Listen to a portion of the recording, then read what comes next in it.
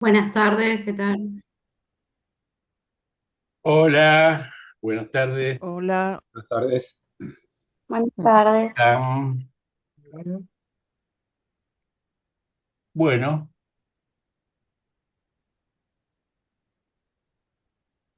bueno, nuevamente en el espacio de los conversatorios del Departamento de Psicología Jurídica de AMBA.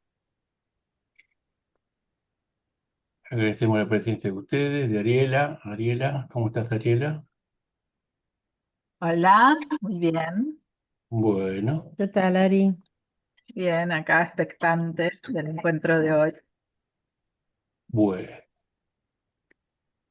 Hoy nos acompaña Verónica Silva Acevedo, eh, licenciada en Psicología de la Universidad Nacional de La Plata, docente de grado y de posgrado de la Universidad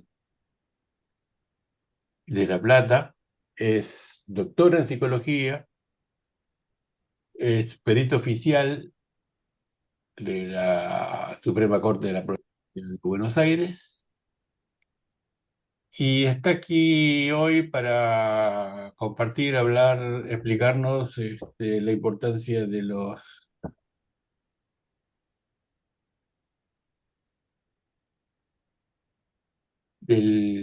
los sistemas de control Dauer. Eh, ¿Lo podés explicar mejor, Verónica? Sí, sí, sí, los estándares Dover. Los Sí, estándares, exacto. me faltaba esta palabra. Sí. De que cuando la tenés y se te... Bueno, Verónica, Bueno, muchas gracias, Carlos, por la invitación. Un gusto estar acá, un gusto llegar a otros espacios más allá de los cuales de los cuales me siento cómoda y me conocen. Así que y entrar en otros espacios y llevar las ideas o las inquietudes más que nada que son las que me movilizan, eh, me parece sumamente importante y este tema realmente es uno de los temas que para mí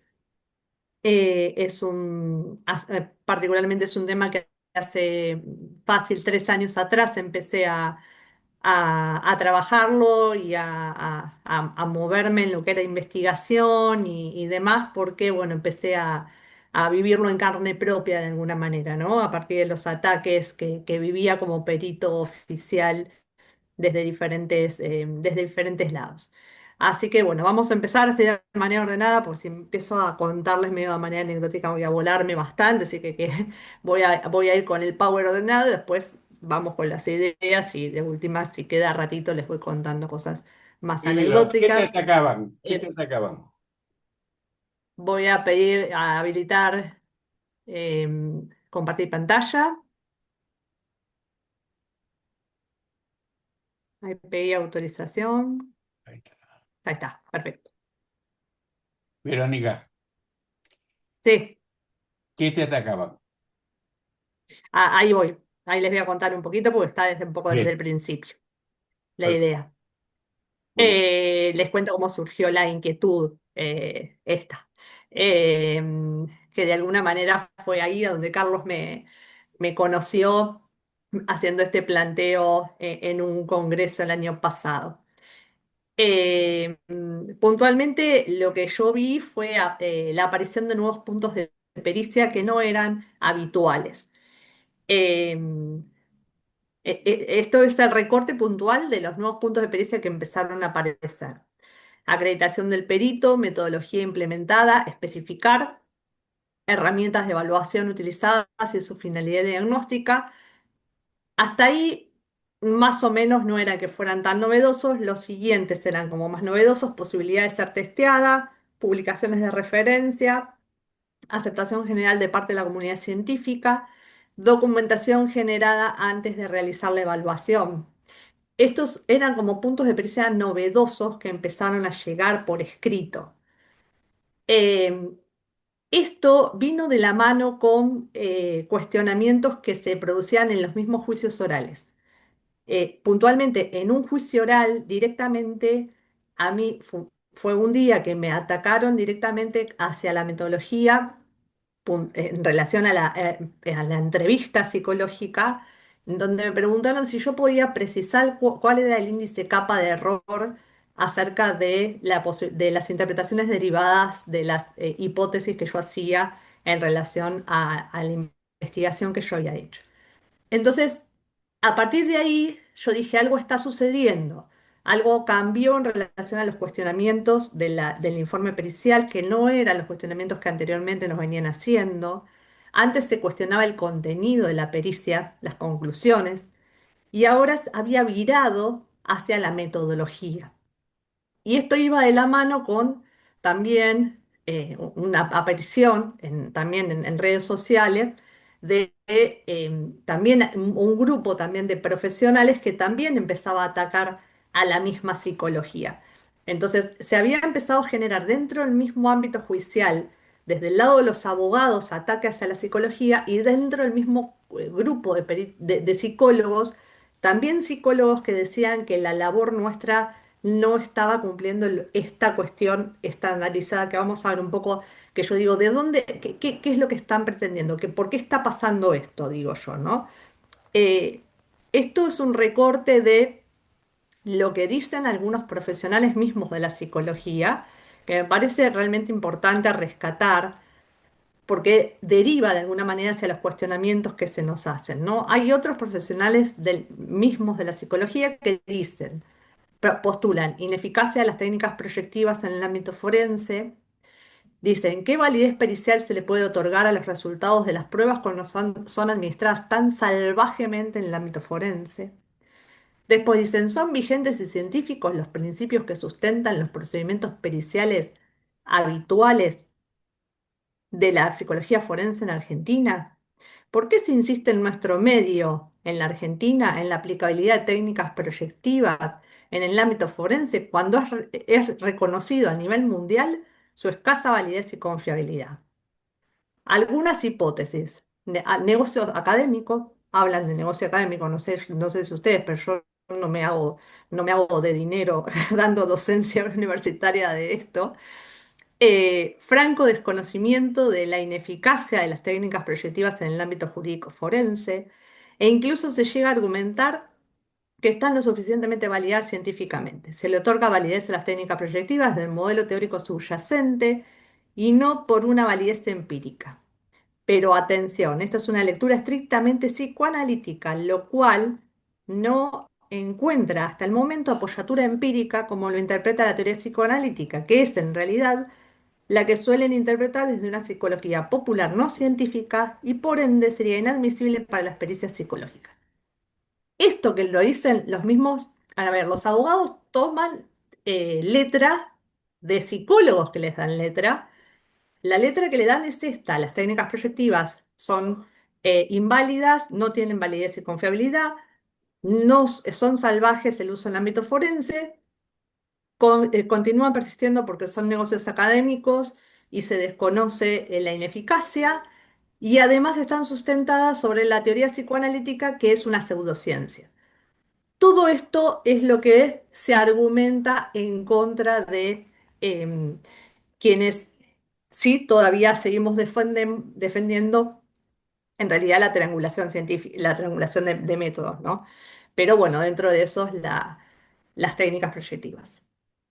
¿Cuál es la cuestión que subyace a esto y a esos puntos periciales iniciales que yo les mostraba inicialmente?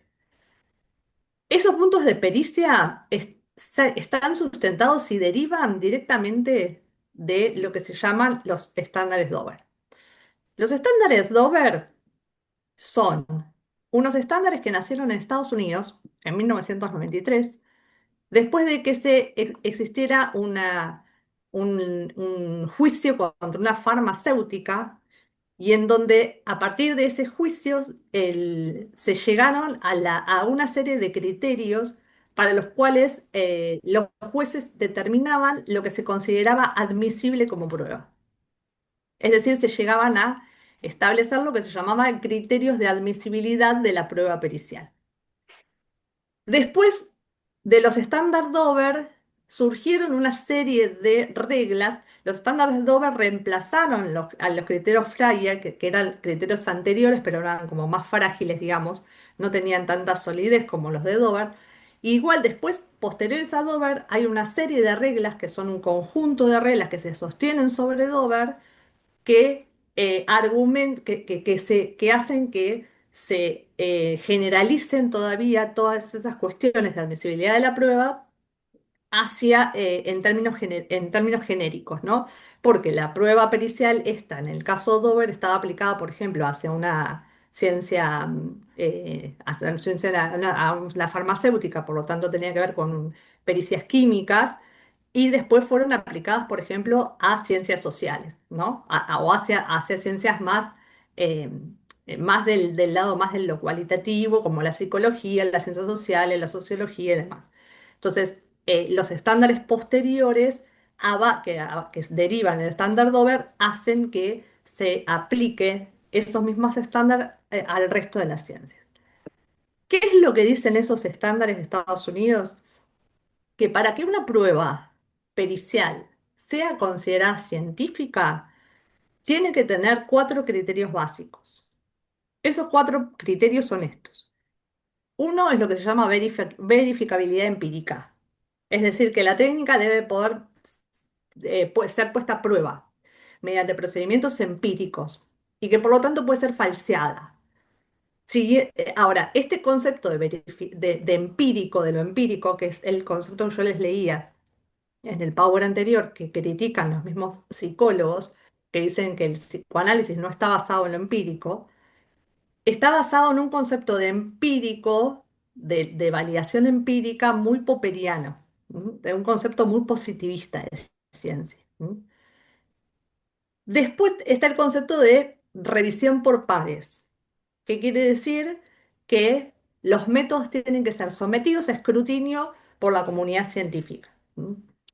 ¿A través de qué? A través de revistas científicas revisadas. Revistas que tienen que cumplir estándares internacionales y criterios de estandarización internacionales de validez para ser consideradas eh, digamos, de magnitud suficiente como para considerarse científica. El otro criterio es lo que se llama tasa de error conocida, es decir, deriva de la falseabilidad, es decir, si una prueba puede ser puesta a prueba, si una técnica puede ser puesta a prueba y puede ser falseable, yo puedo medir el margen de error.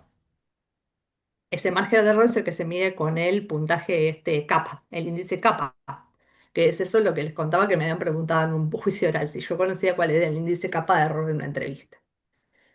Eh, este margen de error se evalúa con protocolos específicos y va de la mano de el establecimiento de estrategias que lo que hacen es minimizar el riesgo de error. Es decir, si yo conozco la posibilidad de error, tiene que haber estrategias también para evitar ese margen de error. El último criterio es la aceptación general de la comunidad científica. Ese era el único criterio que tenía el estándar anterior a Dover, que era el estándar Frey, que es justamente que dentro de la comunidad científica sean aceptadas esas pruebas como científicamente válidas. ¿Mm? Todo esto hace que, digamos, es el juez el que tiene ese rol de guardián de la evidencia científica. ¿Mm? Es el juez el que tiene esa mirada, en el que tiene la potestad de establecer y tomar la decisión si una prueba es científica o no. ¿Mm? Esto es exclusivamente lo que dicen los estándares Dover, que, como les digo, nacen en Estados Unidos. Como les vengo diciendo y como ustedes lo vienen escuchando, el estándar Dover no es epistemológicamente neutro. ¿Mm? Cuando uno lee esto, tasa de error, falseabilidad, replicabilidad, esos conceptos responden a un modelo de ciencia propio del positivismo lógico y al modelo hipotético deductivo clásico, en el que lo científico se asocia a la posibilidad de ser replicable. Replicable en términos de laboratorio, es decir, que yo puedo producir un experimento y ese experimento lo puedo replicar de manera exactamente igual bajo las mismas condiciones. Y por lo tanto funciona bajo el control experimental, bajo la norma de la cuantificación y bajo la lógica de la falseabilidad. Desde esta perspectiva, ¿sí? El juez asume este rol de garante, no solamente de los aspectos jurídicos, sino de los aspectos epistemológicos. Y es el juez el que va a decidir qué tiene estatuto de científico y qué no tiene estatuto de científico. ¿Mm? Ahora, ¿qué es lo que pasa? Sabemos, y es un poco lo que empezamos a ver, que la prueba pericial psicológica es un tipo específico de prueba que no es reductible de manera unilateral a un tipo específico de ciencia bajo este modelo. Entonces, en términos genéricos, lo que podemos decir es que los estándares Dover sí lo que hacen es regular criterios de admisibilidad de la prueba, pero no están definiendo ontológicamente qué es ciencia. Entonces, un poco lo que yo siempre digo es esto, y lo que yo pienso cuando dicen, bueno, los estándares, estándares, estándares. ¿Es importante que haya estándares? Yo creo que sí es importante. Es importante que determinemos qué es científico y qué no es científico. Y sí, tenemos que tener una lógica nosotros epistemológica y que guiamos también nuestra investigación que hacemos dentro del ámbito forense, puntualmente acá, que está en juego toda esta cuestión, y para poder determinar si se toma en cuenta como una prueba o no, para saber si es científico o no científico. El problema es que tenemos que ampliar nuestra mirada y nuestro análisis a esa concepción de ciencia. Y ahí es a donde está el error de esta extrapolación. Acá lo que se está haciendo es una extrapolación de un estándar importado de Estados Unidos hacia América Latina, ¿no? Y un poco lo que hice fue también buscar qué es lo que ha pasado en América Latina en relación a esto de la importación de los estándares. En Latinoamérica no existe un uso homogéneo de los estándares Dover en los países sí, de hispanohablantes, ni tampoco Brasil, decir, todo lo que implica Latinoamérica, no hay uniformidad de criterios en relación a los criterios Dover. Cada uno ha tomado esta tendencia de esa cuestión de exigencia de validación científica según su idiosincrasia. Cada país tiene un modelo procesal específico y no existe una regla específica y unificada en donde se absorba puntualmente los criterios Dover, ¿sí? México, Chile y Colombia, por ejemplo, tienen algunos antecedentes de jurisprudencia, pero los aplican de manera fragmentada y dependen también de la valoración de cada caso individual. En Brasil se empezó a discutir la necesidad de fundamentar científicamente las cuestiones periciales, pero no se adoptó formalmente los criterios Dover. Es decir, que todo lo que es Latinoamérica, la importación de los Dover ha sido un proceso fragmentado, híbrido, ¿sí? Y aún en desarrollo. Es decir, la aplicación de los estándares Dover dentro de cada país no depende de traer un estándar y utilizarlo de manera equitativa, sino que depende del ajuste al marco normativo de cada país y a las nociones epistemológicas que atraviesan a cada país. Y eso también es distinto. Nosotros no manejamos, no tenemos la misma historia en lo que es la formación universitaria en psicología en Estados Unidos de lo que es Argentina, que es eso que tanto se critica, ¿no? Que se usa como herramienta de crítica. Bueno, acá en Argentina son universidades basadas en el psicoanálisis y van hacia que el psicoanálisis es una pseudociencia y que por ende no cumple los estándares, porque la única ciencia válida es la ciencia psicológica que se enseña en Estados Unidos basada en los modelos conductistas. Ahora, el problema de base sigue siendo el mismo. Se está produciendo un reduccionismo de lo que es la valoración de científico. Ahora, ¿qué pasa acá en Argentina? En Argentina, la prueba pericial, el juez resuelve qué es científico y qué no es científico, sí, lo resuelve el juez. Si bien por un lado las pericias no son vinculantes y el juez puede tomarlas o no tomarlas. Y por un lado somos auxiliares de la justicia, es decir, les damos, yo digo, es medio paradojal el lugar a donde nos ponen, porque por un lado somos auxiliares de la justicia y le vamos a dar herramientas al juez, que es las que no tiene, pero después él es el perito de peritos, porque así se hace nombrar. El juez es perito de peritos y por lo tanto, como perito de peritos, es el que tiene el saber epistemológico para determinar si lo que nosotros decimos es científico o no es científico. Y eso sí está estipulado en los códigos de Argentina, ¿sí?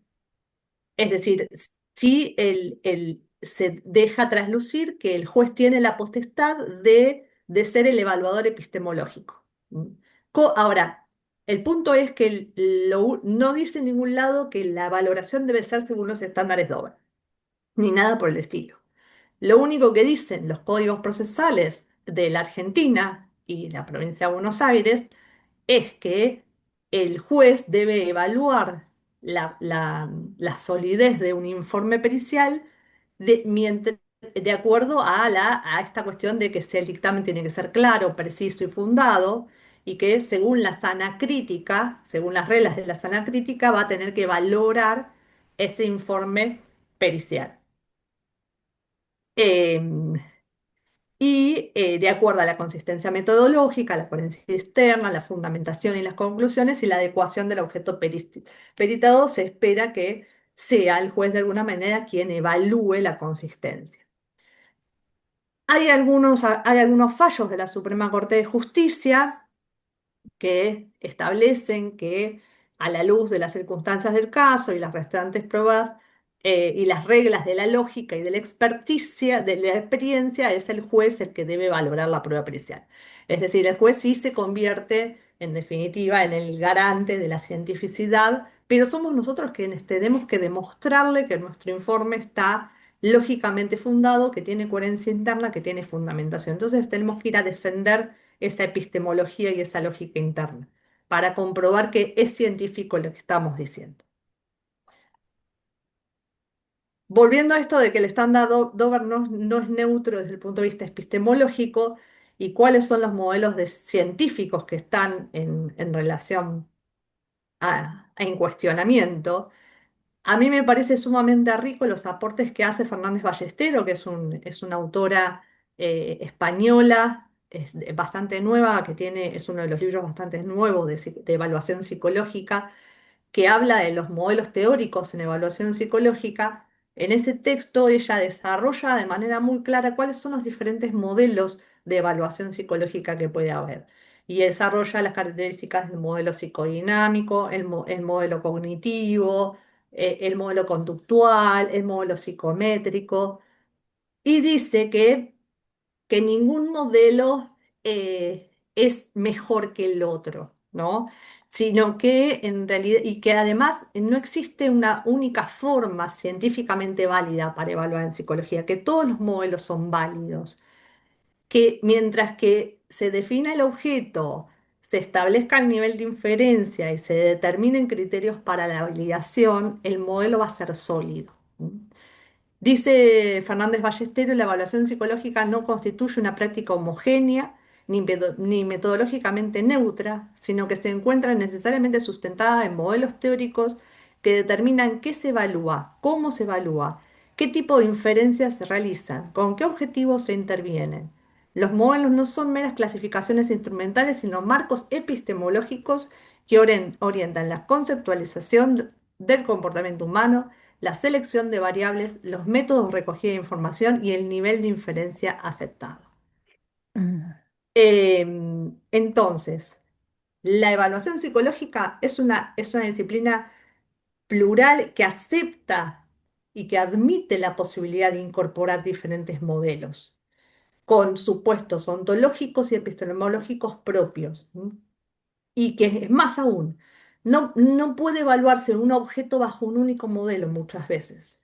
Muchas veces es necesario abordar un objeto con múltiples modelos. Y que la cientificidad va a depender justamente del ajuste entre el modelo, entre el objeto y el modelo, el marco teórico y la metodología. Otra cosa que dice Fernández Ballestero, dice la diferencia entre enfoques cualitativos e interpretativos o cualitativos y cuantitativos no implica ausencia de rigor, sino diversidad metodológica. ¿Mm?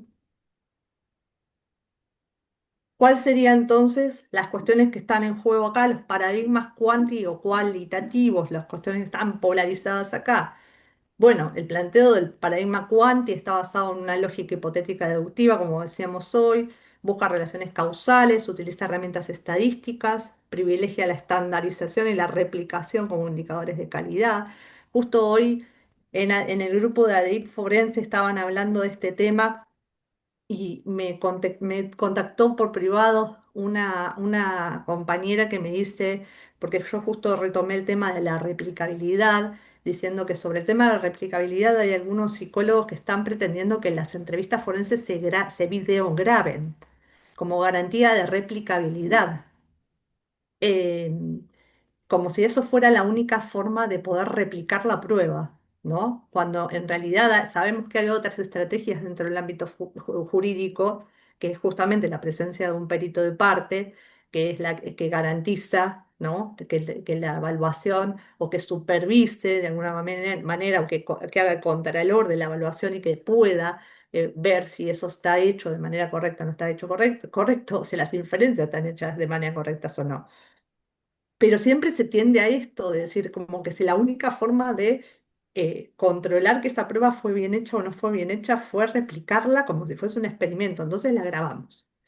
Entonces el nivel de cientificidad está vinculado al control experimental, la fiabilidad, la validez psicométrica, la predicción probabilística y la generalización. En cambio, ¿qué pasa con el paradigma cualitativo interpretativo? En realidad estamos justamente en una problemática distinta. Estamos en orientar en la cuestión de la comprensión de un objeto de estudio en contexto. Priorizando la singularidad de la experiencia, si apoyamos la hermenéutica, la fenomenología. Yo siempre digo, a ver, no podemos entender los hechos forenses como una replicación de un hecho experimental. Un sujeto asesina a alguien, un femicidio, y sucedió, ese hecho es único y es irrepetible. Y es imposible replicar esa configuración. No hay otra forma de entenderlo si no es con el paradigma y la singularidad. No se pueden pensar en términos de estadísticos y regularidades. Puedo pensar en términos estadísticos, regularidades, estructura de personalidad, todo lo que quieran, pero lo que es el funcionamiento intrapsíquico, no hay manera de pensarlo si no es en la singularidad. No sé, dentro de lo forense no hay otra manera de pensarlo, o al menos es lo que pienso yo. El conocimiento no se valida entonces por la frecuencia estadística. ¿Es cierto que necesitamos estudios estadísticos? Sí, para eso se hacen estudios estadísticos de grupos, para intentar buscar perfiles, aunque sabemos que no existen, pero bueno, recurrencias, estudios de validación y demás. Existen esos, pero son estudios. Una cosa es el estudio de grupos, y otra cosa es el estudio del caso. Entonces, la articulación teórica, la transparencia metodológica, la coherencia entre datos y conclusiones, todo eso es lo que apunta al paradigma cualitativo interpretativo basado, más que en la lógica hipotética deductiva, basada en lo que Susana Schneiderman explica tan claramente en el texto de la validez de las técnicas proyectivas, como el análisis abductivo, más que la lógica hipotética deductiva. En vez de los conceptos de confiabilidad y validez, que son los que se manejan dentro del campo psicométrico, dentro del paradigma cualitativo, ya Lincoln y Guba, que son autores que hablaban de lo que era la metodología de investigación cualitativa por el año 1980 y pico, le estoy hablando un montón de años atrás, ¿sí? Ya ellos mencionaban, ¿sí?, que se podía pensar en clave cualitativa los conceptos de confiabilidad y validez. Obviamente que de manera, pensándolos de otra forma, pero porque no se puede, obviamente no se puede replicar un hecho singular y de características cualitativas y por lo tanto no se le puede aplicar esta conceptualización de confiabilidad específica desde el punto de vista psicométrico. Tampoco el concepto de validez, en términos de validez de contenido, de criterio, constructo, todo lo que estudiamos cuando estudiamos las técnicas psicométricas. pero que desde el enfoque cualitativo existen los conceptos de credibilidad, transferibilidad, dependencia y confirmabilidad, que son los conceptos que de manera transversal permiten llevar a establecer lo que vendría a ser la confiabilidad y validez en clave cualitativa, ¿no? Estos conceptos permiten establecer, por ejemplo, la credibilidad es el grado en que los hallazgos representan adecuadamente una realidad subjetiva y se logra mediante la triangulación y revisión con otras técnicas. La transferibilidad, en lugar de la replicabilidad, ¿sí? Habla de transferibilidad, es la posibilidad de aplicar hallazgos a otros contextos mediante explicaciones densas que permitan juzgar su aplicabilidad. ¿Esto qué es? Por ejemplo, esto es, estoy estudiando un caso, por ejemplo, de una mujer que denuncia haber sido víctima de abuso sexual, ¿no? Yo veo que tiene una serie de indicadores asociados a psicopatología, ¿no? Una serie de elementos que tienen que ver con, yo no estoy diciendo, no lo estoy poniendo de manera unilateral a la existencia de un hecho. Lo que yo estoy haciendo es la equiparación entre lo que yo veo en un caso singular y lo que de manera densa a nivel teórico se ha estudiado, que es en contextos generales a nivel de estudios se ha evaluado que en poblaciones de mujeres que han transitado por experiencias de abuso sexual de manera reiterada, se observa esto y esto y esto y esto. Entonces yo digo, en estudios generales y en contextos similares, los estudiosos han encontrado esto. Yo en este caso encuentro esto. Entonces yo puedo creer que este caso puede aplicarse a este caso que de manera genérica, no estoy diciendo que esto sucedió o no sucedió, sino que estoy haciendo una extrapolación de contextos. La dependencia tiene que ver con un proceso lógico, trazable, bien documentado, que permita la auditoría metodológica sin replicabilidad exacta. ¿Esto qué es? El informe pericial tiene que ser lo más completo posible, el escrito que uno presenta tiene que ser lo más completo posible con estas características de trazabilidad. ¿Qué es la trazabilidad? Desde la metodología tiene que estar bien fundamentada, bien explicitada, es decir, por qué elegí esas pruebas, por qué en ese contexto, desde la lógica, desde la forma de presentación del sujeto, de la historización, desde la articulación y demás, todo eso es la documentación. Eso es lo que se puede auditar metodológicamente. ¿Qué es lo que sí me pueden auditar? Mi pericia. ¿Cómo me la pueden auditar? Haciendo una metapericia. Si cualquier otro perito que conozca psicología forense puede evaluar mi pericia y puede decir si es lógica, consistente, si no tiene consistencias internas, si no puedes pedirse sobre contenido porque no vio el sujeto. Pero sí puede decir si mi evaluación parcial tiene concordancia metodológica entre el objeto de estudio, entonces entre lo que yo estoy concluyendo, si hay concordancia entre entre el desarrollo de las consideraciones y las conclusiones, si hay consistencia interna en las deducciones, si las técnicas elegidas han sido adecuadamente seleccionadas de acuerdo a lo hipotéticamente pensado de acuerdo a un caso, y si están validadas, por ejemplo, en Argentina. Todo eso lo puede hacer cualquier psicólogo auditando desde afuera, y esa es la posibilidad que tiene un abogado de auditar esa pericia. Es la única manera que tiene de hacerlo o poniendo el perito de parte durante el mismo proceso judicial. Y la confirmabilidad tiene que ver con el grado en que los hallazgos se derivan de los datos y no de sesgos del investigador. Esto que están tanto también en moda actualmente en cuestionarnos acerca de los sesgos del evaluador. ¿Cuál es la cuestión? Uno tiene que ser completamente consciente de los sesgos. Obviamente existen los sesgos, sí, sin duda que existen.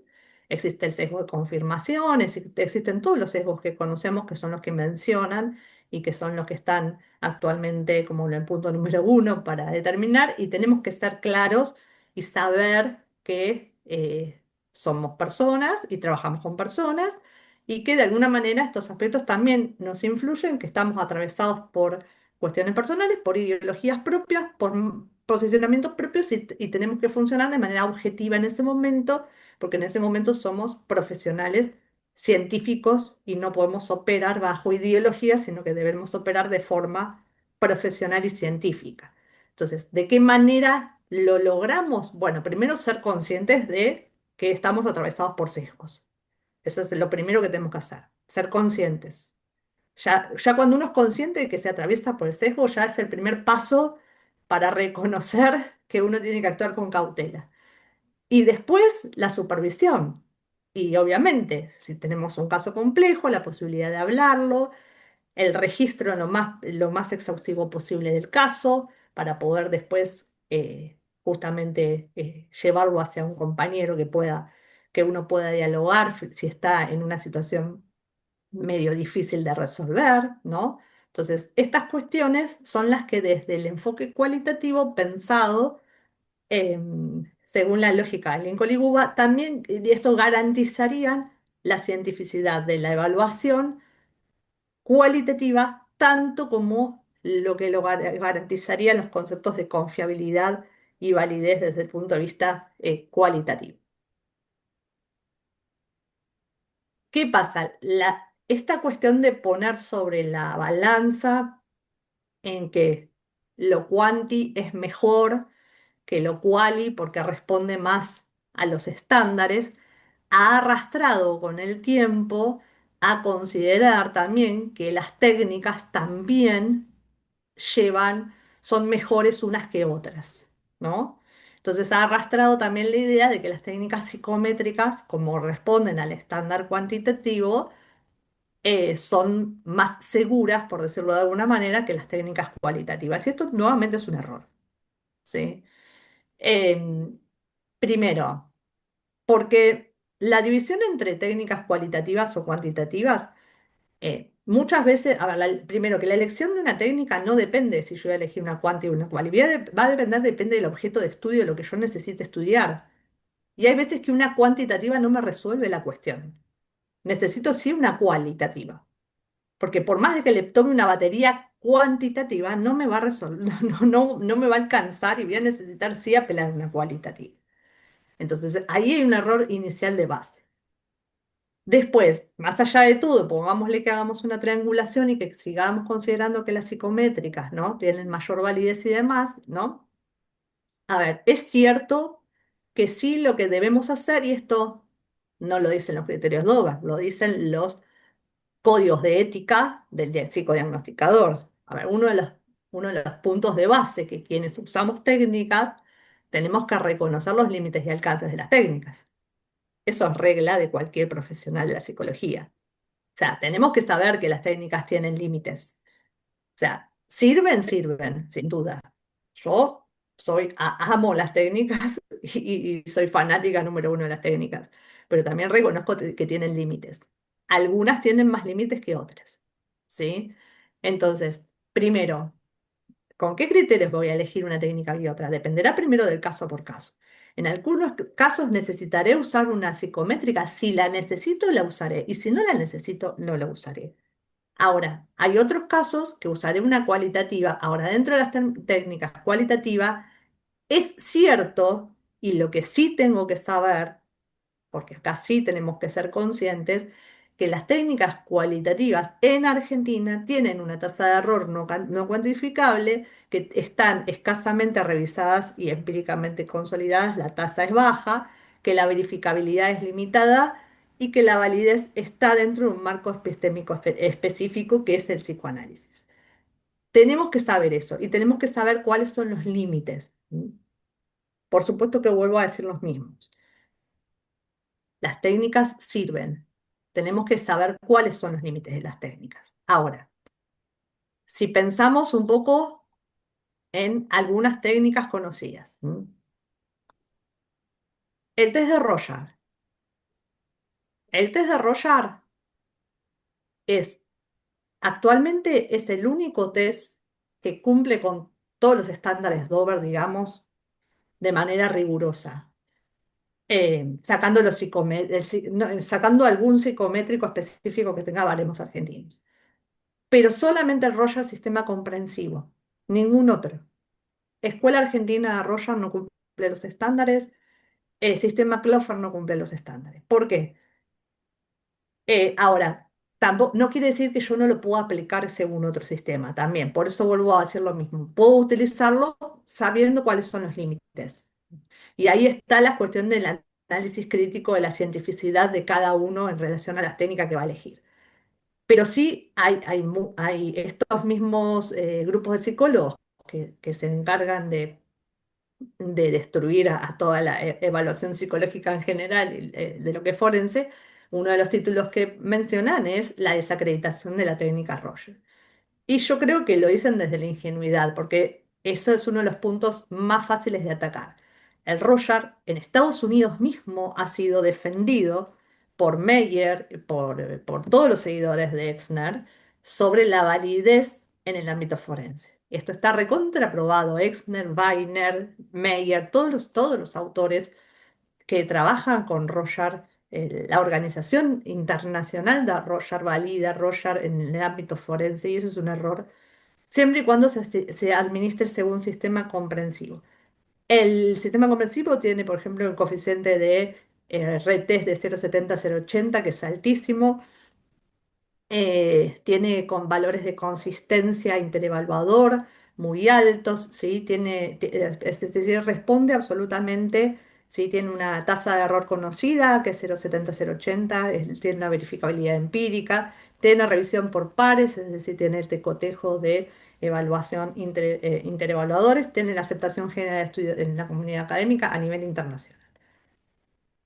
Tenemos que saber que si usamos sistema Clover estamos atrasados en el tiempo. Tenemos que saber si usamos Escuela Argentina estamos atrasados en el tiempo o que tenemos limitaciones. ¿Limitaciones en qué? Limitaciones en estas cuestiones, del rango de error, posibilidad de comparaciones, muestras argentinas y demás. Se puede usar, pero tengo que saber que puedo ser atacada o atacado fácilmente si usé un sistema que no es el que esté más válido actualmente. ¿Qué pasa con las técnicas gráficas, por ejemplo? Las técnicas gráficas yo las adoro, para mí son un caballito de batalla, las uso en el casi 100% de los casos, les diré. Me parece que son fantásticas en la exploración de dimensiones simbólicas, emocionales, de defensas. ¿Sí? Ahora, la posibilidad de aplicar los criterios Dover de manera estanca dentro de la equiparación del sistema positivista es difícil. Lo que hay que hacer es la equiparación más hacia el análisis más cualitativo. Sí se puede hacer pensar que las técnicas gráficas tienen una verificación clínica. Es cierto que las técnicas gráficas tienen hipótesis interpretativas que se sostienen mediante convergencia con otros datos, por ejemplo. Eso sería lo que es la verificabilidad clínica. Tienen una sistematización procedimental que está garantizada por las instrucciones estandarizadas. Tienen una validación disciplinar, ¿sí? Tienen evidencias desde publicaciones clínicas, estudios de casos, inclusiones en manuales formativos y jurisprudencia establecida, ¿sí? Y tienen consenso intradisciplinar, es decir, aceptación en programas universitarios, sociedades científicas y regulares oficiales. Es decir, en lugar de rechazar los estándares de oro, los tenemos que aplicar pensando según la clave cualitativa. Es decir, las técnicas gráficas sí tienen la posibilidad de ser defendidas con una mirada científica, siempre y cuando se los entrelace de manera convergente con el resto de las pruebas. Por supuesto que la validación y el sostén que tienen las técnicas gráficas en términos de evidencia o de respaldo no es la misma que tienen el Roger, por ejemplo. La única técnica gráfica que tenemos estandarizada en Argentina o estudiada de manera normatizada es el test de la persona con arma, que lo hizo Irene Siriani hace poco tiempo, que lo hizo en población normativa hace poco y que actualmente lo está haciendo en un proyecto de investigación a nivel iberoamericano, en población forense. Es lo único que está estandarizado de manera más acercado hacia lo que es el campo forense. O sea, después el resto sabemos que hay variantes y tenemos que ser cautelosos en ese sentido. Es decir, hacer un diagnóstico de estructura con técnicas gráficas, por ejemplo, sabemos que es muy difícil hacerlo, yo no lo haría, por ejemplo. Eh, entonces, hay un montón también con respecto, por ejemplo, a la entrevista. La entrevista también es cuestionada en sí misma también por considerar que es una herramienta contaminada por aspectos subjetivos, ¿no? Es decir, porque no permite estos aspectos de la medición y demás. Ahora, hay un montón de instrumentos, ¿no? Que lo que hacen es funcionar como evaluaciones de juicio clínico. Actualmente ya no se usa la clasificación entre técnicas proyectivas y psicométricas, ahora se habla más de las técnicas basadas más en el juicio clínico del evaluador, o entonces las técnicas basadas más en lo que se llama juicio clínico del evaluador, y estas técnicas, por ejemplo, son técnicas que son herramientas que no son técnicas actuariales, es decir, no son em, cuestionarios, ¿no? Es decir, la escala, por ejemplo, la escala de ansiedad de Hamilton, no es una escala que yo se la doy al sujeto y el sujeto la responde. Es una escala que guía al entrevistador como juicio clínico para poder arribar a una cuestión de gravedad. Lo mismo en la escala, no, el inventario SARA, que permite establecer riesgo de violencia en la pareja. Lo mismo la entrevista de Arts y Fariña, lo mismo la de síntomas postraumáticos de Davidson. Son escalas que están basadas en el juicio clínico del entrevistador y que funcionan muy bien como herramientas complementarias en lo forense, ¿no? Porque ordenan bastante y cuando uno los pone en metodología, sostiene mucho más y argumenta mucho más la metodología a poner, se hizo una entrevista forense, clínica forense así en el aire. Si uno pone la entrevista forense ahora guiada de manera complementaria con la escala tal, que sabemos que es una escala de orientación de juicio clínico y que acompaña, ya da un marco teórico, un marco de acompañamiento más sólido a esa entrevista que también eh, disminuye más esa cuestión que justamente se ataca hacia la subjetividad. ¿No? Son protocolos un poco más estructurados que van un poco más a esta cuestión del criterio replicable. ¿Mm? En Brasil, por ejemplo, esto me parece re interesante contárselos. em, en Brasil lo que existe es bueno, el Consejo Federal de Psicología, es una organización que regula la evaluación psicológica por resoluciones específicas, que lo que hace es no solo normatizar, sino regular la comercialización y el uso de los test y establece los que son los estándares de calidad. Entonces, en Brasil existe toda una organización muy armada que permite establecer las pruebas que ellos clasifican las pruebas en favorables, desfavorables o no evaluadas. Lo que pasa que como ellos tienen una organización, en esa organización hacen investigaciones y a su vez esos trabajos de investigación es lo que les va permitiendo armar todo ese listado de test. Si uno entra en la página, en la página del Consejo Federal de Psicología y en el listado, este sistema, SEMAS TAPESI, uno entra en ese sistema y cualquiera de ustedes puede ingresar y googlearlo. Uno pone el nombre del test, por ejemplo, y ahí automáticamente le va a aparecer favorable, desfavorable o no evaluado. Eh, ¿Qué pasa si dice desfavorable? El psicólogo no lo puede usar. Los psicólogos no pueden usar los test que están catalogados como desfavorables. Directamente, si un psicólogo utiliza un test que está categorizado como desfavorable, es motivo eh, digamos, de juzgarlo de mala praxis, ¿m? Y de suspenderle la matrícula. ¿M? No se pueden utilizar técnicas que no hayan sido pasadas y validadas por el Consejo Federal de Psicología. Tienen que haber sido pasadas y validadas. Todas las que no están pasadas y validadas y estandarizadas y pasadas por lo que era la normalización de Brasil no pueden ser usadas. Y En este sentido, en Brasil el único sistema de Roger que se permite administración es el AirPass. El AirPass es un sistema de Roger que es el más nuevo al sistema comprensivo, que nosotros acá en Argentina ni siquiera lo enseñamos todavía. O sea, que nosotros acá en Argentina tenemos sistema comprensivo y tenemos las normas argentinas que llegó a hacer Elena antes de morir y publicarlas antes de morir, pero el AirPass ni siquiera se enseña, es decir, ni siquiera tenemos gente que lo enseñe acá en Argentina. Entonces, seguimos 20 pasos atrás. Entonces, fíjense lo que es la normatización de un país que funciona con una reglamentación tan específica. ¿Está mal esto? Yo creo que no.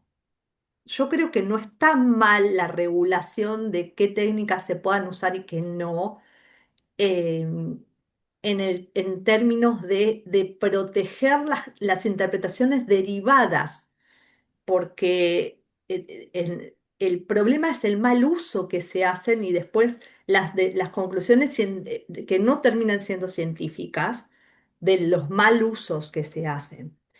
Y bueno, y después también todo esto de la regulación de la comercialización y el uso. ¿M?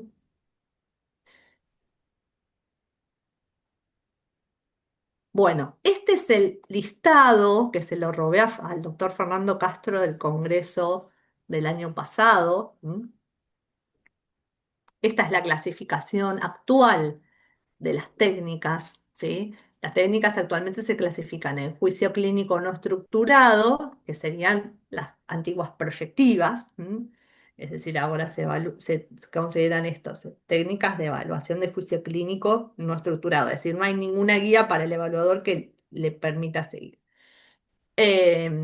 Por ejemplo, la Escuela Argentina de Roger es una forma de evaluación según juicio clínico no estructurado. Em, las actuariales son las estandarizadas, bueno, las psicométricas y las de juicio profesional estructurado. Las de juicio profesional estructurado son estas que combinan, digamos, una guía como para la entrevista, como se combinan una escala con el juicio clínico de valoración, ¿no? Todo lo que es evaluación de riesgo y demás se hace con esa combinación, una combinación entre lo que es entrevista en términos de evaluación de juicio clínico, sumado a parámetros estructurados que le permiten al evaluador seguir determinadas pautas para establecer conclusiones. Los que están en verde son los que acá en Argentina, según Fernando Castro, están aprobados dentro del ámbito forense. Eh, los que están en rojo son los que están cuestionados o no validados o rechazados dentro del ámbito forense. Y los que están en amarillo son los que están en intermedio, digamos. El desiderativo, fíjense, está en amarillo. El desiderativo, por ejemplo, es una técnica que Susana Schneiderman la estudió, la validó y la hizo todo un estudio normativo del cuestionario desiderativo con el marco teórico de Maldavsky, pero lo hizo sobre población, digamos, sobre una muestra normativa. El problema que tenemos en los forenses es siempre lo mismo también, no tenemos estudios específicos dentro de los forenses. El año pasado yo armé un equipo de investigación, estoy trabajando sobre el cuestionario desiderativo con la versión de Selener en marco forense, con estandarización, estoy tratando de hacer como una versión cuantitativa de la versión de Selener para hacer como un estudio de investigación sobre 1000 casos de desiderativos en el fuero penal, para hacer como una especie de validación del desiderativo porque también es cierto que lo que nos pasa a nosotros acá en Argentina es esto, digamos, ¿no? No tenemos demasiados estudios que nos respalden eh, esto que se nos está pidiendo como exigencia, que es la aprobación dentro de la comunidad científica y la revisión por pares, ¿no? Que la revisión por pares no está garantizada únicamente por la publicación de un artículo en una revista. Para una publicación de un artículo en revista, para que se considere eso como una publicación científica. Si ustedes, por ejemplo, tienen que respaldarse sobre un antecedente hecho por una persona que hizo una publicación en una revista científica, las revistas científicas tienen estándares también, tienen categorizaciones. Y, y es cuanto más estándar tiene la revista, más difícil es ingresar una publicación en esa revista, porque cumplen de alguna manera estos estándares de evaluaciones a ciegas, ¿no? Entre evaluadores y demás. Eh, entonces también cuando uno, por ejemplo, busca estudios forenses, decir, bueno, a ver qué estudios hay sobre, ¿no? Yo digo, por ejemplo, el caso de la persona bajo la lluvia. Yo adoro la persona bajo la lluvia, me encanta. Es una técnica que me encanta. Sin embargo, no podemos negar que es una técnica que es fallida desde el inicio en la publicación. Digamos, el libro no tiene especificado las normas, no tiene especificado sobre qué población está tomada, cuáles han sido los parámetros por los cuales se ha tomado, no hay una población de control comparada, eh, y no existen, por ejemplo, estudios grandes sobre población forense del test de la persona bajo la lluvia. Yo, sin embargo, yo lo uso, pero yo siempre digo lo mismo también. Si yo tengo un perito de parte, por ejemplo, en una causa, hay test que yo no los tomo, pero no los tomo no porque no sepa que de manera convergente no funcionan, sino porque no me voy a exponer a que después me ataquen, porque sé que después me van a cuestionar el uso de determinada prueba.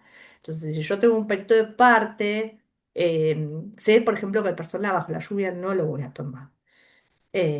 Tomaré otra técnica gráfica que esté como un poco más respaldada, tomaré alguna otra para evitar cualquier otro tipo de confrontación con el perito de parte. Después, si tengo otra causa que no hay perito de parte y me manejo yo sola y después me tengo que defender solita, bueno, ahí sí. Pero bueno. Bueno, esa es la cuestión. Entonces, la evaluación psicológica forense es un proceso de investigación a escala. ¿M? Es una investigación científica aplicada al caso individual. Implica un diseño paralelo convergente, implica un proceso hipotético deductivo. De alguna manera lo terminamos haciendo, o abductivo, si lo quieren pensar desde los conceptos de Snyderman. Implica una integración multimétodo y implica una comunicación fundada y trazable. Si nosotros logramos explicar esto, independientemente de la técnica que utilicemos, independientemente del marco teórico que utilicemos, nuestra pericia va a tener la solidez suficiente para considerarse científica. Y eso es lo que nosotros vamos a tener que defender en un juicio oral, ¿sí? La cientificidad no es propiedad exclusiva de la estadística, sino del método explícito, el rigor metodológico, la ética y la coherencia argumentativa. Bueno, creo que hablé muy rápido, pero Bueno, muchas gracias. Entonces, bueno, entonces vos presentás, nosotros por ahí en el marco, que tenemos alumnos que están haciendo las PPS en el ámbito jurídico forense, que son las prácticas preprofesionales de la Universidad de Kennedy. Entonces, esto lo confronta, ellos han visto la parte teórica, también tenemos colegas con distintos grados de experiencia e información. Pero para ellos seguramente resulta novedoso esto de ser cuestionados, tener que defender y poder defender la cientificidad de nuestro trabajo, que lo has explicado claramente. Y es cierto que por ahí hay grupos de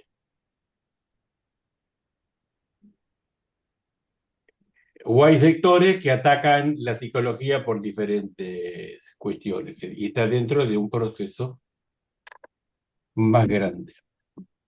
Y la respuesta es el trabajo, la formación, la rigurosidad con que vos enfocas.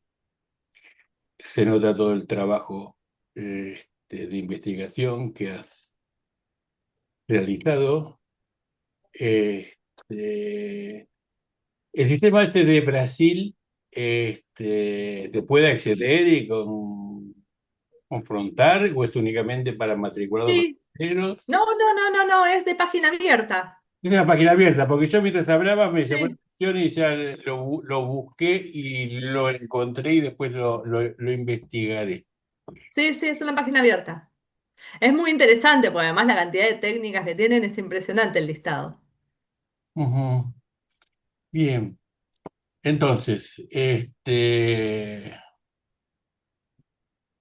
abrimos el debate, las preguntas, comentarios, aportes, experiencias que quieran realizar acerca de la temática.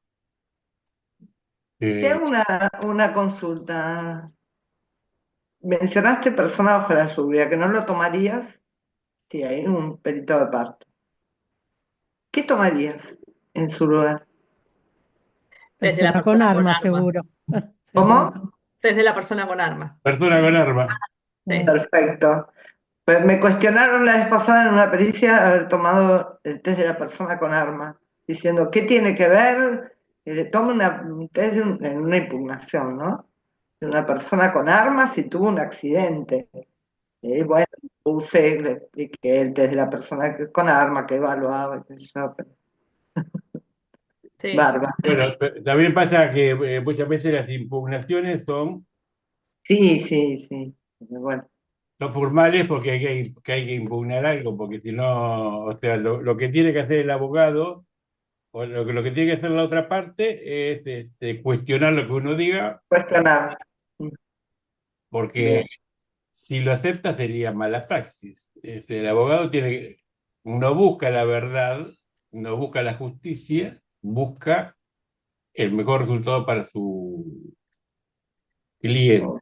El único que administra justicia es su señoría, el juez. Y nosotros trabajamos colaborando, asesorándolo, orientándole, dándole letra, pero la decisión final es del juez. Este,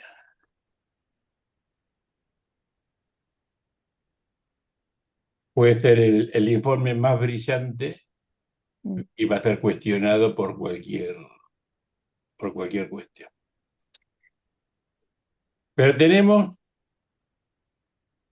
el debate como que hay técnicas que por ahí son más aceptadas para el uso clínico y no son aceptadas en el uso forense, ¿no? Por ahí, en el uso clínico, las proyectivas por ahí no suelen ser cuestionadas y en el ámbito forense son rigurosamente cuestionadas. claro, porque el otro punto que suelen decir es que justamente no fueron creadas en el ámbito forense. Y sí, tienen razón, no nacieron en lo forense, pero que no hayan nacido en lo forense no significa que no tengan validez, sino que hayan Mm. adquirido validez en lo forense. Eh, Eso también hay que explicarlo. Eh, claro, por ahí es otro debate. Entonces, además de la psicología, ¿todas las técnicas tienen que ser a partir de lo forense o las ciencias tienen su validez propia? Te pregunto, ¿hay una psicología para la clínica y una psicología para lo forense? ¿Hay una física para la realidad y una física para lo forense? ¿Hay una Mm. medicina? La medicina nació por ahí antes de que naciera el derecho, por ahí más antiguo. Eh, ¿No? Son todas estas cuestiones que nos atraviesan, nos cuestionan. La respuesta Y hay un punto ahí que yo siempre digo que la evaluación forense es una evaluación clínico-forense, porque eh, para mí la clínica es como lo soberano, atraviesa todo es psicología, psicología clínica, después aplicación al consultorio es algo con un objetivo terapéutico específico, pero nosotros somos clínica. Lo que sí, el sujeto sí no es el mismo porque no es el mismo sujeto que viene al consultorio, es más evasivo, no viene por propia voluntad. Digamos, uno tiene que ser consciente de todas esas cuestiones, pero no por eso no deja de ser del mismo sujeto del inconsciente, no deja de ser el mismo sujeto, sujeto total del comportamiento y todo, ¿no? Y la Ahora, escucha nuestra sigue siendo la misma. vos dijiste una frase que usan mucho los jueces, que lo leí muchas veces, la clínica es soberana. La autorizan y yo lo he oído varias veces al contestar, al responder impugnaciones o en la sentencia, cuando debaten, o sea, señalan lo que el perito presentó su informe, que fue cuestionado, y por ahí pone las razones, y después tiene que justificar y dice la clínica es soberana y lo que opina el perito oficial, bueno, pero hay sectores y dentro de la práctica hay tres sectores como diferenciados. Los peritos de oficio, los peritos oficiales, los peritos de oficio y los peritos de parte. ¿No? Son tres sectores, o sea, que por ahí trabajamos en el ámbito pericial, pero con distintos enfoques y distintos objetivos y distintas herramientas. Ujú. Y cada vez lo veo como más sectorizado, nosotros hablamos de pericias en general, pero son como tres sectores que están muy agrietados. Sí, yo particularmente, yo soy muy crítica hacia adentro también en relación a esto de que me parece que la grieta no por ser el perito oficial no se convierte en soberano por ser perito oficial. Y de hecho, por ejemplo, tengo amigos peritos de parte y hablamos de estas cuestiones todo el tiempo y nos entendemos brillante y compartimos perfectamente estas ideas. Y sabemos, digamos, hay peritos que trabajan bien adentro y afuera del Poder Judicial, digamos, Sí, sí, eso es en todos lados pasa esto.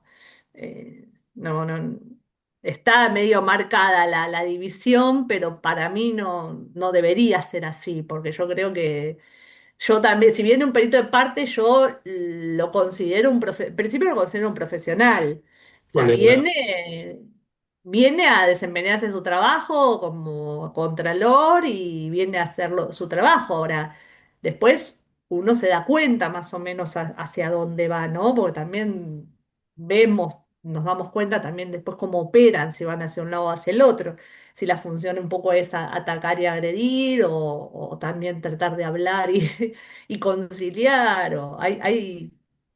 Es que a mí me preocupa más eso que los ataques dentro desde afuera. A mí me preocupa más la guerra dentro del mismo colectivo de sí, Mm. es decir, dentro de Exactamente. nosotros mismos. Claro, pero socavan la base de la psicología, la base psicológica, Claro. la base científica y terminan.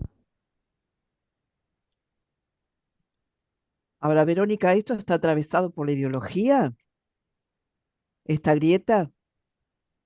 ¿En qué sentido?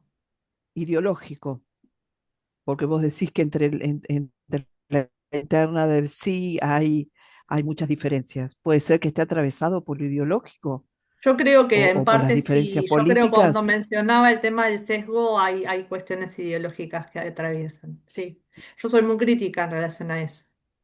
Yo creo que cuando uno no se puede posicionar en el lugar de reconocer que nosotros tenemos sesgos y que nuestra oposición es científico y que no debe ser ideológico y que nuestro lugar es de evaluación y que estamos ahí para evaluar y no estamos ni para decir si un hecho ocurrió o no ocurrió, ni para ponernos en la parte ni de uno ni de otro, ni de acusar a un imputado, ni considerar que una víctima fue víctima, sino para evaluar y ver qué observamos. A mí me parece si arrancamos ya con sesgos y posicionamientos ideológicos, estamos en problemas. Creo que eso es un problema.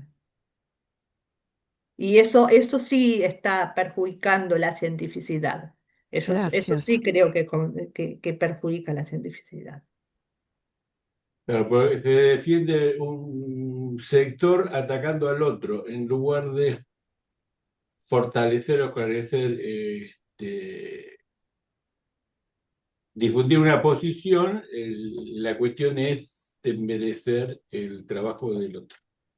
Claro, yo escucho mucho las redes sociales, pero porque yo quiero escuchar lo que dicen también para ver, a ver. De hecho, yo soy muy crítica, escucho mucho los posicionamientos que hacen, las críticas que hacen hacia los peritos oficiales puntualmente. Y de hecho yo a lo largo de los años he corregido muchas cosas de mi forma de trabajar y he incorporado marcos teóricos nuevos y me he dado cuenta que en algunos momentos no he sido tan asertiva y que he tenido que estudiar más eh, pero creo que en algunas cosas tienen razón y en otras cosas se vuelven demasiado tajantes y agresivos. Entonces eso me parece que es lo que nos hace daño, que no haya posibilidad de diálogos en ese A punto. veces toman posiciones intolerantes y lo que hay que Exacto, tratar es la diversidad de opiniones, exacto, tratar y debatir exacto. para poder crecer, porque como que nadie tiene la verdad y sí, y muchas veces la crítica o cuestionamiento hace que uno lo repiense y lo reformule de una manera Ujú, diferente, o sea, te hace crecer, o sea, la diversidad, la confrontación te hace como ir avanzando, incorporando, ujú. dejando los sesgos propios también. Sí, totalmente, El totalmente. otro tiene sesgos y nosotros también, y vemos lo que nos gusta, lo que nos parece. Los sesgos y los egos. Y los egos. Fundamentalmente. Totalmente.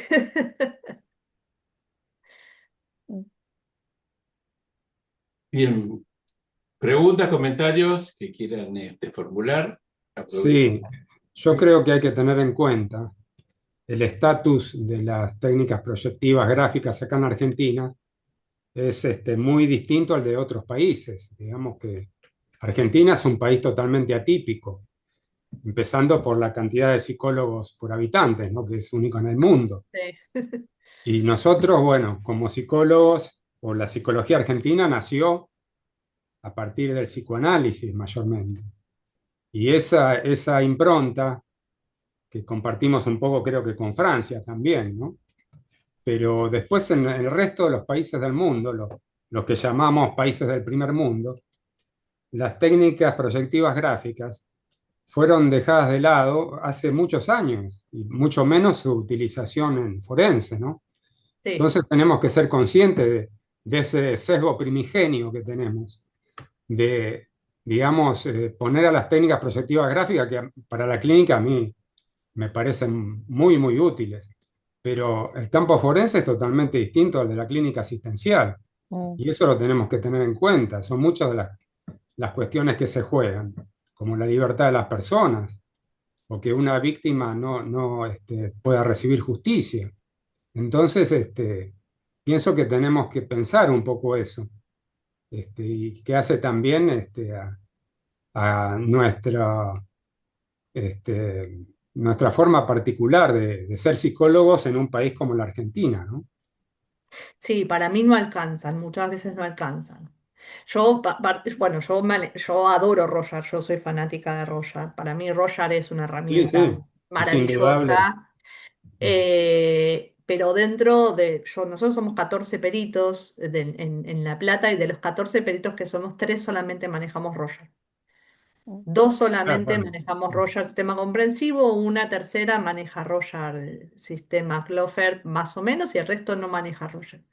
Y Pero eso es yo, y yo considero, bueno, pero digamos, yo considero que soy defensora al máximo de la técnica y yo la tomo, no la tomo en todos los casos también, eso hay que aclararlo, digamos, no es que lo tomo siempre, lo tomo únicamente en los casos complejos y en los casos que amerita un diagnóstico de estructura, un diagnóstico profundo, pero personalmente hubo un montón de casos que yo, si no administraba un Roger, hay dos casos puntuales que recuerdo que sí, dos casos que si no administraba el Roger no podía diagnosticar la psicosis.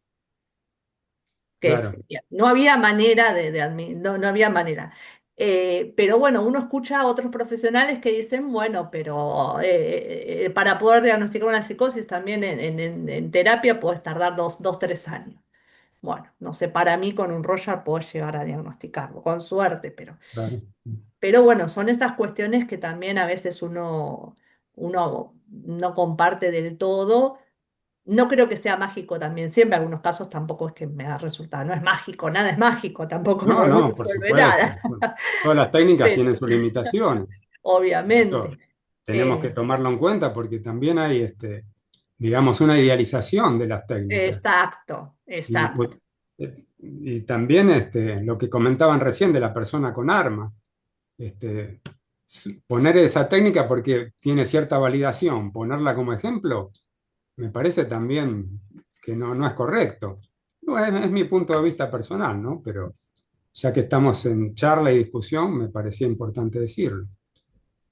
Yo no reemplazaría, no sé, porque tiene cierta validación poner un test de la persona con arma, cuando la mayoría de las personas jamás tuvimos un arma en la mano. Este, bueno, eso es lo que me parece, ¿no? Y después, respecto a que pocos conocen el Roger de los peritos oficiales, me parece una falencia formativa. Me parece que el Roger, alguien que se dedique al psicodiagnóstico lo tiene que conocer y tiene que formarse, porque es una Pero eso herramienta, tiene que bueno, ver con la reglamentación en general. No hay ninguna reglamentación que establezca los no, no, requisitos no, que yo debe no, tener un perito, no, ni no hablo de la... reglamentación, pero me parece que, Y no pueden obligarte a utilizar determinadas. no, no, No, pero Entonces, hay, no sé, yo, bueno, participé de un concurso, ¿no? Hace unos años. Y cuando tuvimos un examen, lógicamente. Y en el examen a mí me tomó un caso clínico forense. Y era uno de los test a analizar era el test de los colores.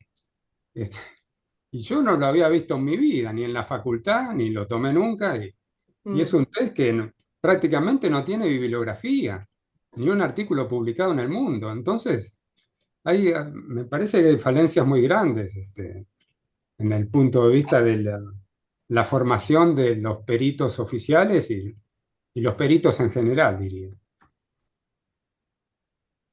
claro, pero eso tiene que ver un poco lo que yo decía con las cuestiones reglamentarias, digamos. No hay... Claro, pasa un poco con la cuestión personal de cada uno y la decisión de cada uno en formarse, ¿no? Porque nosotros salimos con el título y ya podemos ser perito de parte. claro, bueno, eso, Salimos con el título y claro, hacemos el curso de formación y podemos ser perito de lista. Y bueno, y sí. están 5 años y logré ingresar y bueno, y perito oficial, bueno, no te piden requisitos formado en tal cosa y tal otra y tal otra. Pero creo que lo tendrían que pedir. Para eso están los concursos. Pero bueno, Y, los concursos mismos ya, por lo que yo tuve en experiencia personal, poner un test de los colores, que mm, la verdad que para forense me parece algo totalmente inconveniente. Habiendo otros test que como el Roger, tiene ya miles de artículos publicados respecto a su validez y respecto a investigaciones.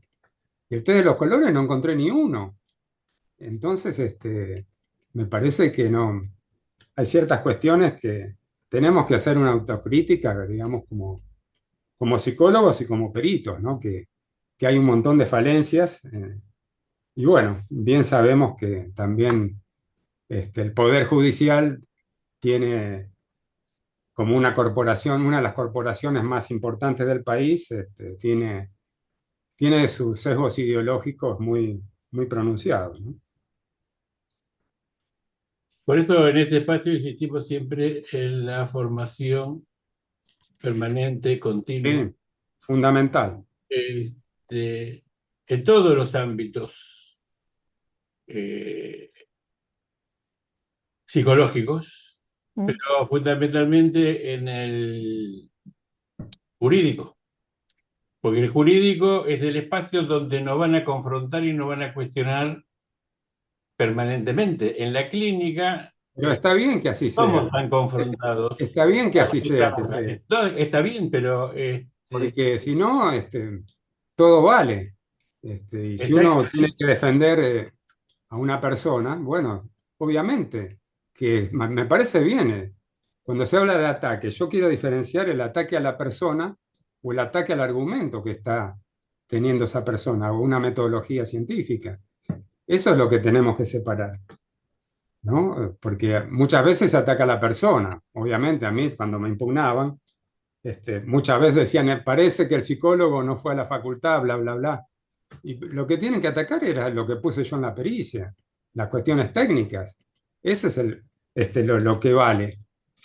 Lo que pasa es que acá, bueno, muchas veces exactamente. cuestionada a la persona, se ataca a la persona, Son las y no chicanas, una metodología que obviamente cada uno puede tener su punto de vista son para las hacerlo. chicanas que utilizan los abogados para desmerecer. Y nosotros tenemos que saber que es parte del juego, entender el Sí, juego. Entonces, a mí sí, también sí, por supuesto, claro, el claro. cándido perito se ha creído todas, ¿no? Claro, claro, sí, es muy común A eso. mí en un juicio oral para terminar de desacreditar una pericia, ya donde el abogado ya no sabía por dónde desacreditar lo que estaba diciendo, terminó preguntándome, ¿pero usted tiene algún tipo de vínculo con el imputado? Y, dire- y directamente yo le contesté, mi contestación fue que me parecía que era una pregunta totalmente improcedente y Claro, que iba directamente a atacarme por donde no podía atacarme. Le digo claro, claro. digo, en mi trayectoria jamás me hicieron una pregunta de semejante magnitud. Evidentemente usted me está atacando por donde no sabe dónde va a atacarme. O sea, sí también atacan a la persona, no solamente a la metodología. Mm. Pero me parece que los Eso, cuestionamientos son válidos, que para eso está el perito de parte, ¿no? Para cuestionar al otro. El tema, bueno, es el respeto que tiene que haber. exactamente, tiene que haber cuestionamiento, pues también tiene que haber formas Claro. y maneras. O sea, eh, Respeto.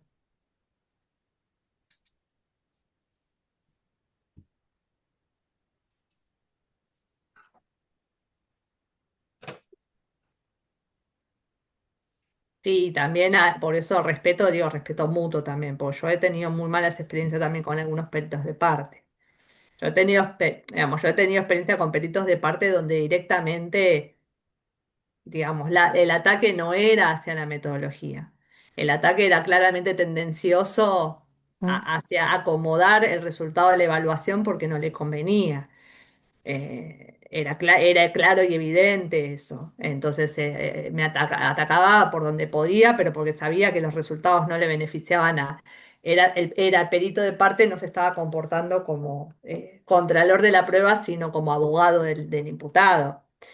Yo creo que ahí es el problema. Yo trabajo muy bien con peritos de parte. Perito de parte se puede desempeñar de manera perfecta haciendo labor y he tenido peritos de parte que han firmado conmigo pericias a donde he denostado al imputado, porque la labor es exclusivamente contralor. Pero cuando el perito de parte se convierte en abogado y ataca al perito oficial, ahí tenemos un problema ético. a mí me ha pasado que como me ha atacado así como fuertemente delante del juez y cuando salimos me dice, discúlpeme, usted sabe que yo tengo que hacer esto. Claro. Mm. Es Claro, mi trabajo, es mi trabajo. destruirlo. No, sí, no hay problema. Sí, yo tengo que hacer No hay esto. nada personal. Este, Exacto, no es nada no personal, es mi estaba trabajo. personal, no estaba cómodo porque se había puesto así como muy plantado muy fuerte. Después me pidió disculpas y dice, no, usted sabe que yo lo tengo que hacer. Sí, está bien. Yo entendemos el juego. quizás al principio nos molesta muchísimo, nos hace cuestionar, después uno ya lo toma parte del juego y ya es un divertimento, ¿no? Sí. Es lo que suele pasar. Bien, ¿algún comentario Sí, quieren yo hacer? creo que nos tenemos que cuestionar es por qué en los Estados Unidos las técnicas gráficas proyectivas se dejaron de usar hace 50 años, no se admiten en España, en el campo forense estoy hablando, no se admiten en España, no se admiten en Brasil. ¿Por qué? Eso es lo que tenemos que preguntarnos. Y bueno, aprender un poco de lo que se está haciendo en Brasil, ¿no? Que me parece que es un trabajo muy, muy serio. Y acá, bueno, Yo no este, creo que la solución no es que no se admitan, la cuestión es, me parece que hay que reforzar trabajos de investigación y la triangulación. Para mí la triangulación es lo esencial, porque yo vuelvo a decir, yo con la experiencia que tengo, para mí las técnicas gráficas son impresionante la información sí, que sí, dan y la riqueza que producen en relación a los sujetos cuando vienen abroquelados en la entrevista y con los gráficos, después empiezan a aparecer un montón de cuestiones. Obviamente que, como les decía, yo con los gráficos no hago diagnósticos de estructura, a no ser que realmente esté totalmente descompensado. Ahora, eh, la cuestión me parece que no es esa, descartar. Me parece que están faltando trabajos de no, investigación, no. y me Yo abogo parece que siempre por todo, multimétodo, tiene que ser la y evaluación. siempre multimétodo, y siempre multimétodo, tal cual. Claro, y también un poco me parece que esto que de descartar ese tipo de técnicas tiene que ver con lo que expuso también Verónica durante toda la presentación. Esta tendencia a la cuestión de únicamente lo verificable, únicamente, y bueno, que las técnicas proyectivas apuntan a poder conocer la subjetividad, lo que no se ve también a simple vista. Entonces, está bueno esto, la idea de poder reforzar científicamente estas técnicas y no de eliminarlas, porque si no cada vez nos vamos más, a lo mejor, claro, nosotros tenemos en el país un desarrollo como de psicoanálisis, de psicología profunda, mucho más potente que obviamente en Estados Unidos, que está del otro lado, digamos, y en otros países. Entonces, no es descartar porque sabemos que la riqueza que tiene eso y por eso sigue vigente, sino a lo mejor, claro, fortalecerlo con investigaciones que puedan dar cuenta de la riqueza de estas técnicas, ¿no? Personalmente, las veces que he aplicado técnicas, escalas, por ejemplo, escalas, y de dentro de escalas ya sabemos que tenemos que usar escalas validadas, y las escalas validadas tenemos contado con los dedos de la mano, ¿eh? El MMPI está siendo cuestionado, ya se los digo. El que está empezando a funcionar para arriba es el PI y el de los 5 factores. Esos dos son los que están más validados ahora, porque el MMPI queda las oraciones incluso quedaron viejas. Pero después lo que son escalas, por ejemplo, escala de ansiedad, además, ninguna de esas están validadas. No tenemos escalas acá en Argentina, no están validadas. Y las veces que yo he usado escalas, y muchas veces, por ejemplo, en pandemia, por el tema de más que hemos necesitado y demás, ya, y incluso las veces que he usado el MMPI, la verdad que no me han sumado más de lo que me ha sumado cualquier otra, el resto de otra batería multimétodo sin una psicométrica de esas, que me han mostrado un perfil defensivo o de intentar mostrar un aspectos más benevolentes y con aspectos más, no me ha sumado más nada. Y las escalas que no tienen aspectos de validación y demás, obviamente que van a dar cuestiones falseables. Justamente el otro día discutía con un perito de parte de eso, porque quería a toda costa que le tomara una escala de trauma y le digo, este muchacho no tiene ningún trauma por estar detenido, tiene una situación de movilización normal y esperable por la situación de detención. ¿Y no le vas a tomar ninguna escala? No, le digo, no te voy a tomar ninguna escala. Digo, ¿qué le voy a preguntar? ¿No puedes dormir? Sí, me va a poder decir. Obviamente que me la va a manipular porque el abogado está preguntando si está traumado por la detención. Entonces hay cuestiones también que al menos yo se lo digo desde la experiencia, tengo 18 años de experiencia de perito y al menos desde ahí les puedo decir que las escalas sí, son muy pocas las que me han resultado y las que me han resultado son aquellas que he utilizado de manera complementaria para, por ejemplo, validar, por ejemplo, la escala de ansiedad de Hamilton para establecer una evaluación específica de ansiedad cuando el diagnóstico de ansiedad yo ya lo tengo, la escala de depresión para establecer el grado de depresión cuando la depresión ya la tengo. La escala de psicosomática, cuando el diagnóstico de psicosomática yo ya lo tenía, entonces le daba la escala simplemente como para ratificar lo que yo ya estaba pensando y para validar o para establecer Para un grado. validar y dar soporte Exacto, objetivo, y dar soporte exacto, objetivo, porque uno Para ya lo, cuantificarlo. exacto, claro. porque si le tomo una escala de depresión me va a dar depresión a donde lo la tenía. Es una herramienta de la corrupción. Pasa que ustedes quieren borrarla y se impone, se impone. Está, cada vez da más caras distintas de cómo funciona. Y bueno, así fue como empezó el tema de este que estamos hablando ahora. Y quería felicitarla y muchísimas gracias a ambas por invitarme, pero es la corrupción, es así, es así. Ojalá se hicieran más visibles, o no digo una lista negra o algo. A mí me dieron muy duro. Cada vez que quise trabajar no he podido hacerlo por hasta ahora, ¿no? Poder vivir de lo que hago. Bueno, Pero es eso, están los nombres, se sabe qué tribunales son acá y en el fin del mundo también, porque creo que si nadamos en el mar más profundo que existe, encontramos corrupción. Es terrible, es terrible. Pero bueno, perder la vida no gracias, quise Ethel. y Gracias, Quería Ethel. decirle, Bueno, yo ya quería, tenemos que. Sí, Sonia, ¿querés decir algo? Lo último, porque ya estamos sí, en la tenía hora. que ver con esto del avance de la disciplina cognitivo-conductual, ¿no? Que viene de Estados Unidos y trata de ir a lo fáctico nada más y lo subjetivo de la persona queda por fuera, porque de hecho esto, el test de Rogers, se puede saber de antemano qué poner, qué no poner, o sea, está todo tan mercantilizado que está todo a la vista y te puede ser manipulable. Entonces es como un poco una corriente que quiere tapar la subjetividad de las personas, ¿no? En definitiva. Bueno, ese era el comentario que quería hacer, porque está en esto y está en todos los ámbitos que estamos viendo. Bien. Bueno, Verónica, te agradecemos No, Muchísimas gracias a gracias, vos, muy Carlos. toda interesante. tu Sí, exposición y demás. Quédate unos minutos con nosotros. A que nosotros Bueno, cerramos la actividad, te agradecemos la presencia y nos veremos gracias. la semana que viene Gracias. en otro encuentro. Muchas Hasta gracias. el martes. Gracias. Muchas gracias. Gracias. Muchas gracias. Gracias. Nos vemos.